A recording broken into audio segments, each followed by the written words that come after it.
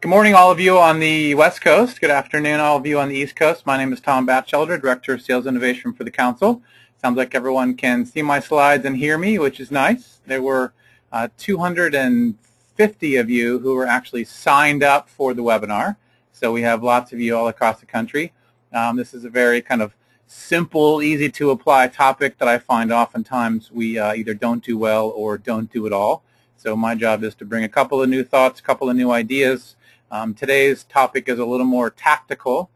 You all will have access to the slides following, and if you have any questions about applying the material or anything else, I am available to you via email and phone, and I'll confirm the ways in which you can get a hold of me at the end of the session. You also, in the questions box, can ask me a question. If we have time, we'll get to a few of your questions. Otherwise, you can also email me afterwards, and I am happy to answer them. So let's get started. I find so often we get so busy, so inundated, we've got so much going on that we forget or don't make time to do little things related to new business development activities. And one of them is asking for referrals. We've all been to classes, we've all heard that we need to ask for referrals, we've all kind of at times done a pretty good job of this and then not at all. I hear all the time amongst council members and also across the industry that more than ever before we need to move to a sales organization. We've got to do a better job of more proactively reaching out, creating more appointments, finding more opportunities for new business.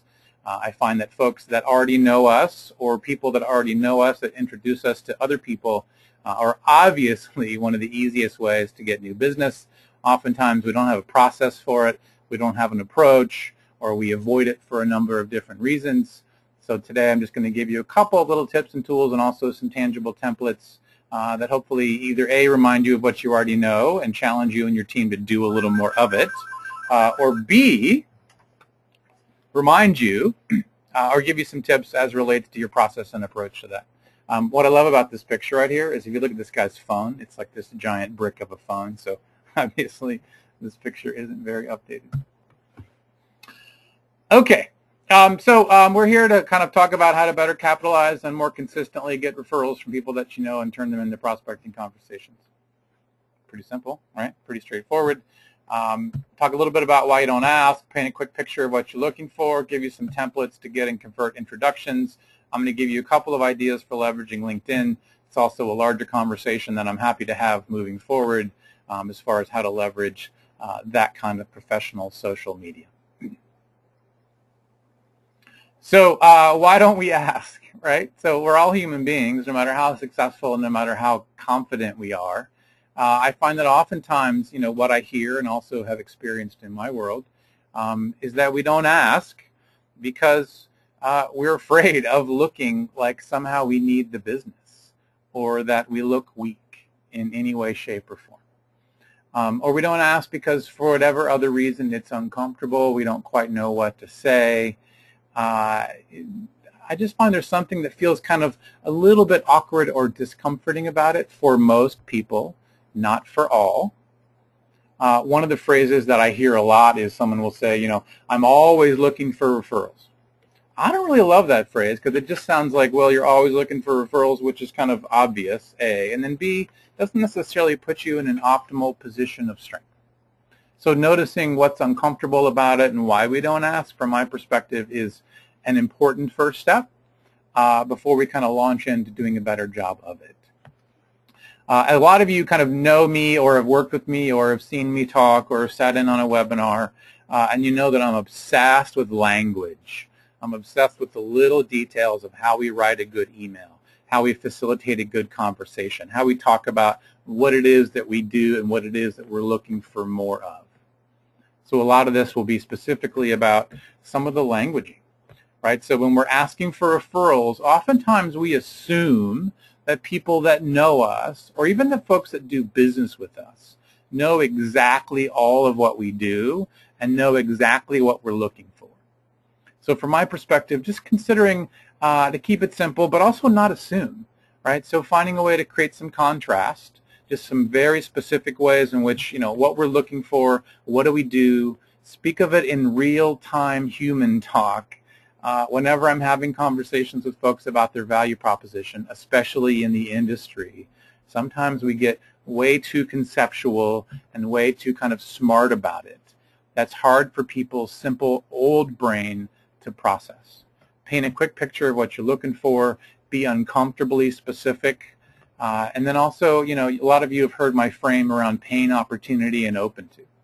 Typically, people that are a good fit for us are struggling with something, are worried about something, are looking to capitalize on something, and are open to something.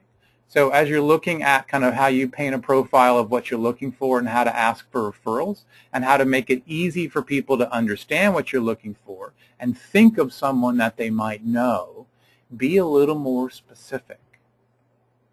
And again, don't assume. I have a whole adage that I call you attract what you define, you get more of what you tolerate. This is a little bit kind of woo-woo, San Francisco metaphysical, and yet I find that it's true. So the idea of being more clear and more specific about what it is that we're looking for, that's obviously intuitive and simple, and I find that we don't always do a good job of it. So I'm going to give you a couple of examples. If you have any questions, feel free to put them in the questions box. Someone asked if the slides are going to be available afterwards, and the answer is yes, absolutely. Okay, so here's the first one.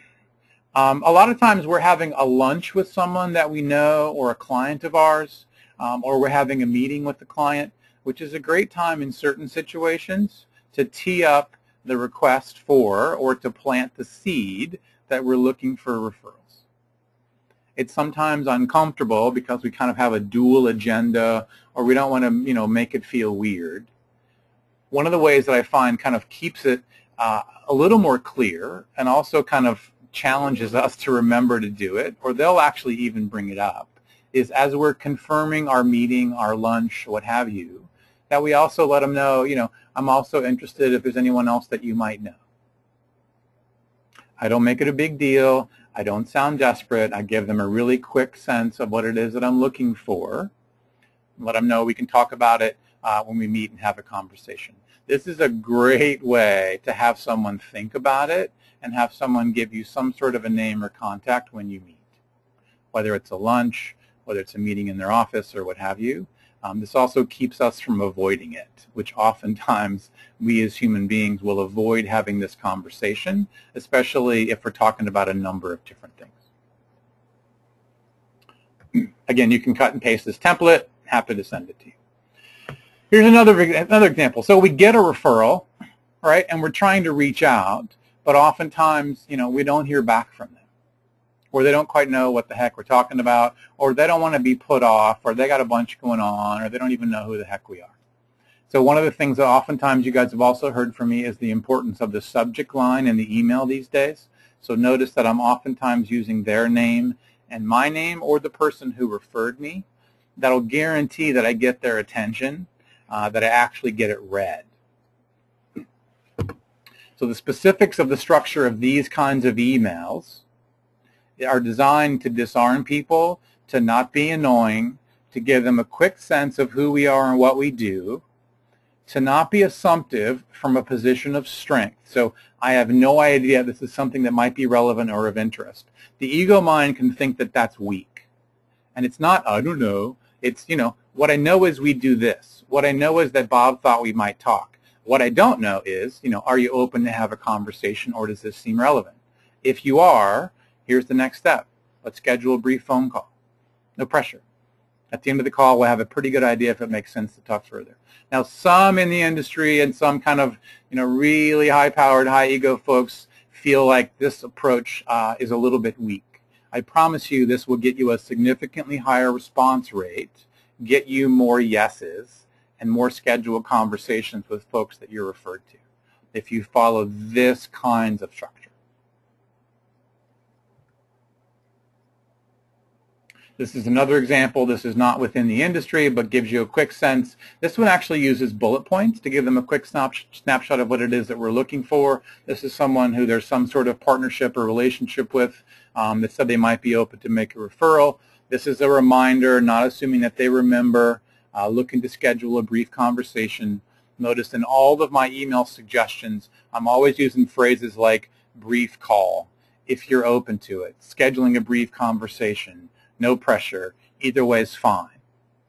This is not to come from a position of weakness, but a position of strength to disarm them and make it easy for them to say yes. So what happens too is we'll reach out and we don't hear back, right? So I think it's totally appropriate and okay to follow up. Typically I'll follow up within a week. I don't typically follow up and bug them again, maybe in a few months, but it's totally appropriate if you don't hear from them to follow up. They got busy, you know, it's happened to you before, right? You got busy, you didn't follow up, you're open to talk, but there were just other priorities. So following up one more time, I think is totally appropriate. This is an example of reaching out to a referral when you didn't hear back. You get the idea.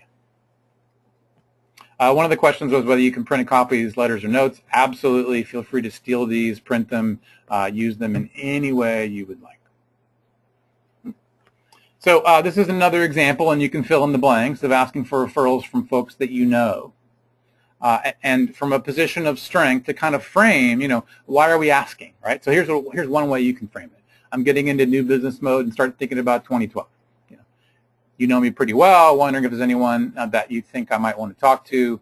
I can give them a quick little bullet points of 3 things that I'm looking for. Anybody come to mind? Sometimes they'll say, no, not right now, but we've at least planted a seed. If we're reaching out to 3 or 5 or 10 or 20 people in this way, we will eventually get some names. And if we convert them well using some of these approaches, we will have some initial conversations and we will get more business than we would have had if we didn't do this. The little things from my perspective here matter. Sometimes people give me a hard time about the no pressure or expectations, and they feel like, well, there is pressure and there are expectations. Well, maybe that's true, but if we make them feel like there's pressure for them to give us something, their natural ego mind will resist us or avoid us. So a phrase like no pressure or expectations is designed to just minimize any sort of resistance. And actually, that kind of phrase gets me more response and actually more answers. Oftentimes what I hear from member firms is we went to an event, we were at a golf tournament, I just talked to a client who went to a conference, sponsored a table, met them, had a conversation.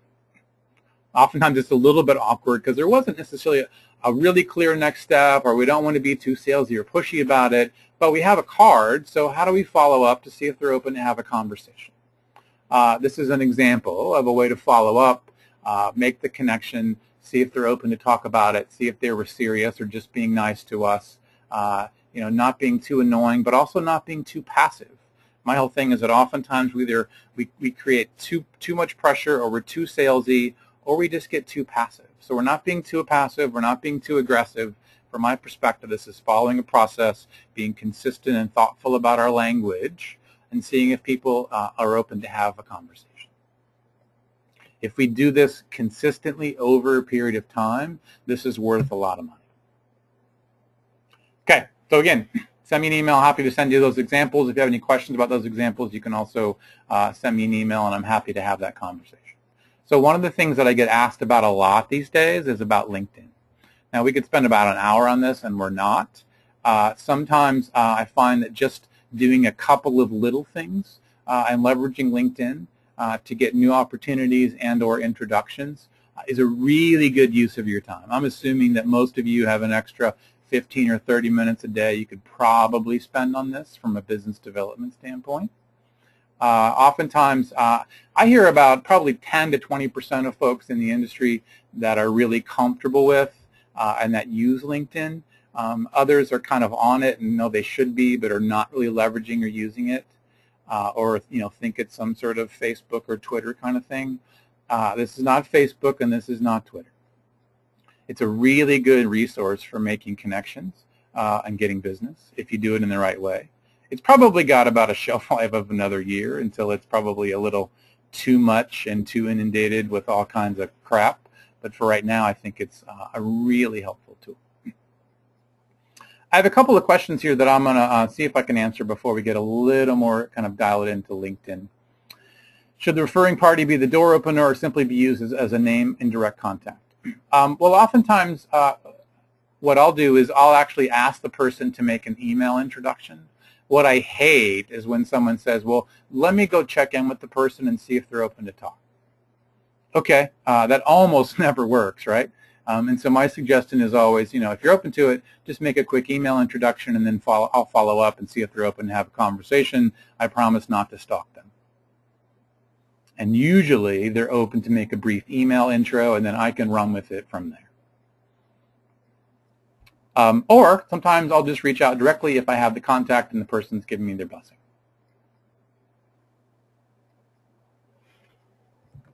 All right, LinkedIn. So some of this might be a review, a refresher for you, and you already know LinkedIn. Just a couple of little reminders and kind of a challenge to you all as individuals or as groups to get on it and to use it. The first thing that I find as I look at people's profile and how they've filled it out is it's like a resume and it's boring.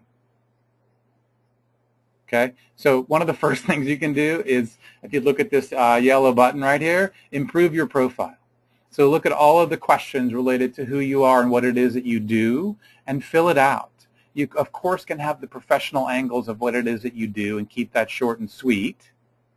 At the same time, say a little bit about anything that's important to you or you're passionate about or why you do what you do or who's an ideal fit for you, where you went to school, what your interests are. This is not Facebook, but give them a sense of who the heck you are. If you look at my, I have 100% profile completeness. Do your best to fill out the entire profile. So look at it, try to make it a little more interesting. Look at mine, see how I did it. If you want me to review your profile and give me any of give you any of my feedback for that, I am happy to. One of the questions was, why do I suggest that LinkedIn might lose value? I don't know for sure. I find that sometimes if something gets so inundated with so many people and so commercialized, and then we get inundated with all kinds of requests and all kinds of people trying to sell us for stuff, then we lose interest. So as long as they can keep the integrity and the filters of this being used professionally as a professional network and being really well filtered, it could be a long-term thing. I just don't know. So a screenshot of my inbox, I find oftentimes too, it's easy to forget to go check your inbox, right? So for me, I actually have my assistant remind me, hey, you got a message. I think you can also create some sort of reminder that pushes this to your email. But remembering to check your inbox, this really is just like email. People send you messages, you can reply, you can send other people in-mail messages. When email is so inundated these days, I find that LinkedIn in-mail is another way to get people's attention. Sometimes I'll send them a LinkedIn message and an email, or I'll send them just a LinkedIn message. Oftentimes it takes them a little bit longer to reply, but it's just another way to kind of stand out and make some connections. The key is consistency of effort, which is the hardest part about taking on something new. So if you look here at the contacts, so I have about 500 contacts. If I'm going to get creative about my prospecting, I could literally spend hours a day on this, right? So the first connection that I have, Paul here, he's got 348 contacts. So I can go into my connection with Paul and search his contacts to see what kinds of people we might have in common. And it tells me, are we kind of first connected, second, or kind of 3 levels removed. I can creatively look at all 500 of my contacts and see what other kinds of people they might know that I might want an introduction to, that I could reach out directly to, or that I could ask this person for an introduction to. I can also, up at the top right, I can search for people, I can search for companies. I also suggest, if you look on the bar, the home profile contacts bar, join a couple of groups. I'm a part of a group at Indiana University where I went to college. So ways in which to at least have something in common when I'm reaching out to people. This is obvious, right, and intuitive, but the key for me is to spend a little bit of time on LinkedIn. It's not complicated, but you got to get comfortable with it. Okay, so here are some examples using LinkedIn related to referrals. And these are not all specific to the industry. There's a number of different examples here. Happy to send these to you. So this is someone that you found you had in common with someone that you know. So this is a reaching out directly to John, via LinkedIn in mail, seeing that we have some common connections. This would be an example of the kind of format that I typically use. There's no right or wrong way to do it. Give them a quick sense of kind of what it is that we do. What I like about this, although it's in a different industry, if you look at kind of what it is that Allegory offers, they get right to the pain, right? Unresolved conflict, organizational indecision, difficulty. Within the industry, you're going to have your own version of this, but oftentimes we kind of don't spend enough time on the pain. We talk kind of generally and generically about what it is that we do in the world of insurance and who we work with in some ways that are pretty uncompelling and pretty uninteresting. So 2 more examples. Also, people will ask, can I send an in-mail or should I send a regular mail? Oftentimes, if I also have their email address, I'll send them both. I'll send them an actual email and or an in-mail message, any ways that I can creatively get their attention. So this first one is asking for someone if they're willing to make an introduction, either via LinkedIn or via email. Seems like there might be a reason to talk. No pressure. Let me know if you're open to make the intro. The next one is a direct in-mail example. With the prospect, you have a common connection. This is kind of reaching out directly, seeing you have someone in common and how you're connected to them, seeing if they might be open to have a conversation. Also, one of the things that I suggest, if you just have the basic plan with LinkedIn, you can only send just a few in-mail messages. I highly recommend you upgrade to the $20 or $50 a month package that gives you access to send a lot more in-mails and do a lot more kind of networking within. It's super worth the money. Okay, so I know my world is different than yours, and in my experience, in your world, there's still something that's unique about you. You've got all kinds of experience and perspectives and information that's useful for your prospects and for your clients. I know your organizations do webinars and have talks. In my experience, what I hear a lot from the members is that, we should do more webinars. We should do more things that we can reach out to and invite prospects to. And remind clients of what we do and provide value to them. But we're not comfortable with, writing a blog or doing a webinar. So my challenge is that there are ways to just do some quick writing, write a blog, do something. This is actually a blog that I write within LinkedIn.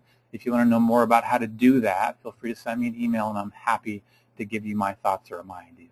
Just one more way to make connections with people, especially via LinkedIn. Let them know what you're thinking. Let them know what's going on.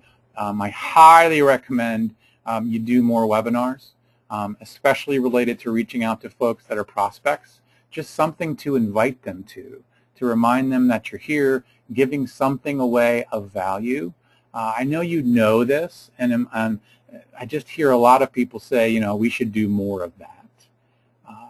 I also have a particular approach to when do you invite people, how do you maximize sign-ups, how do you create an invitation like this one right here that really is the most effective way to get people's attention and get them to sign up. I'm happy to send you more examples of that or give you some more kind of consulting or ideas around how to leverage webinars. Happy to do it. So my whole thing is one step at a time, right? So let's not make this too complex. As it relates to LinkedIn, make your profile as boring, create some sort of process to increase your connections. So my process is every time I do a talk, every time I get a card, I immediately that next day or that same day look them up on LinkedIn and make a request to connect. You can also download your entire kind of database and take that and turn all of those into requests for to connect. Build up your connections. The more connections that you have, the more connections that you then can get and more possible referrals. Ask for a couple of recommendations. Within your profile, you can ask a couple of people to recommend you. I think I recommend that. And then join one group. Create something that's uniquely yours to promote, write a blog, do a webinar, spend 15 minutes a day on this. Make sure you upgrade your account. Keep this really simple. Challenge yourself to do this for a week or for a month, or as a team, make this an initiative for a week or for a month. The hardest part about this is consistency of effort. So do it, over a period of a day or a week or a month. This is super simple stuff that over a period of time, in my experience, can make a significant difference in your at-bats and your closing related to new business. I'm not sure what this slide means. I just like it. I think it's funny. I have little kids, and there have been times that I might have wanted to do this with my little kids.